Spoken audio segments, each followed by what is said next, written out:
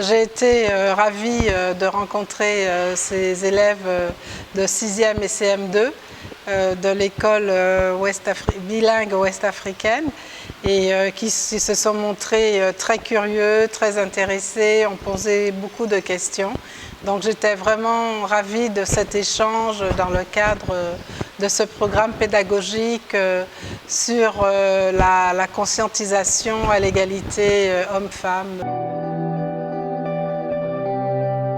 Mais justement, c'est parce qu'elles sont absentes de l'histoire dite universelle, alors qu'elles aussi, comme d'autres femmes d'autres régions du monde, se sont battues parce que les valeurs qu'elles représentent, le courage, la dignité, sont des valeurs universelles.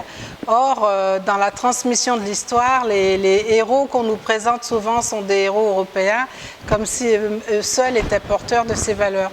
Donc j'ai voulu montrer surtout aux jeunes générations d'Afrique et de la diaspora que parmi leurs ancêtres, il y a eu des hommes et des femmes qui se sont aussi battus avec courage pour défendre leur pays, défendre leur liberté, préserver leur culture et qu'on n'enseigne pas du tout, très peu dans les écoles. Donc pour moi, c'était important de le faire, surtout avec des jeunes. Oui, c'est vrai que la question du genre est déclinée à toutes les sauces, dirait-on, sous plusieurs angles. Et moi, j'ai voulu le prendre sous l'angle de l'histoire, parce que là, ce sont des exemples concrets.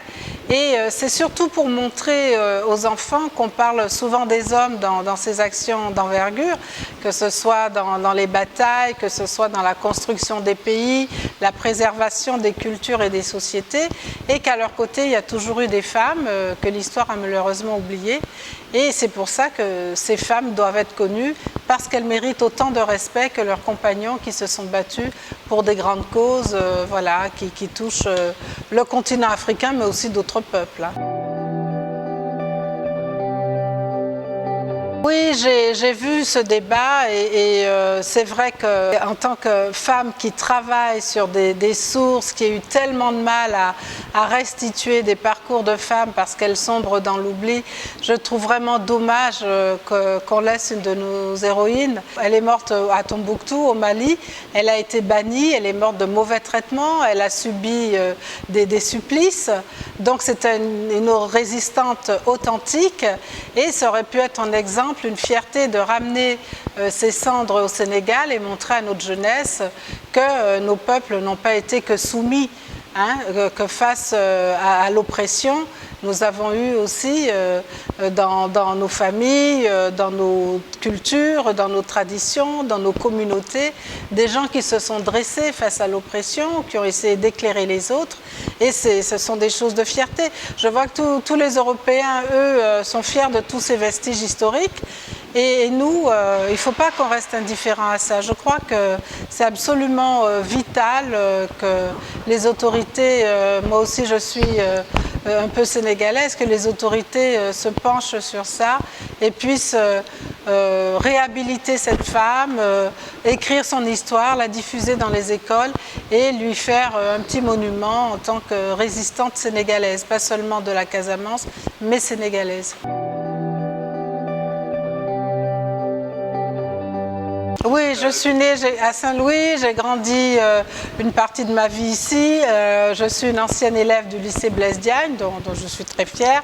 Voilà, donc j'ai fait une partie de mes classes ici. Après, j'ai vécu longtemps en France et dans d'autres pays africains, notamment en Côte d'Ivoire, où j'ai vécu très longtemps aussi. Ouh là là, c'était dans l'enfance. Disons que j'ai plus de souvenirs de Tambacounda, où j'ai vécu aussi quelques années quand j'étais dans l'enfance, où j'ai passé mon certificat d'études, mon entrée en 6e, et où j'ai gardé des amis d'ailleurs de cette période, qui sont mes sœurs de l'époque de Tamba. Donc j'ai plus de souvenirs. J'ai vécu aussi à Tivaouane. Donc mes souvenirs les plus précieux, parce que je crois que c'était les plus beaux moments de mon enfance, c'était vraiment Tambacounda. Oh, il y aurait trop de choses, je ne veux pas frustrer, mais il y a eu tellement de...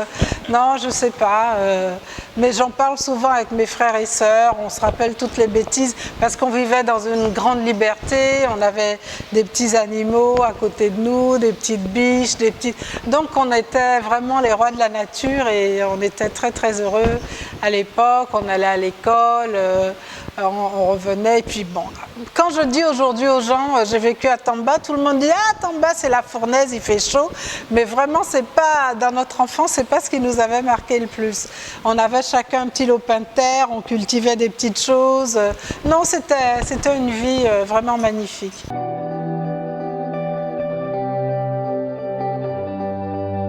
Je ne sais pas, je trouve que c'est une bonne initiative d'avoir monté ce projet, de vouloir s'adresser à la jeunesse. Bon, comme tout projet qui naisse, il y a eu pas mal de dysfonctionnements, mais j'espère que petit à petit ça va s'améliorer et puis qu'on en tirera le meilleur.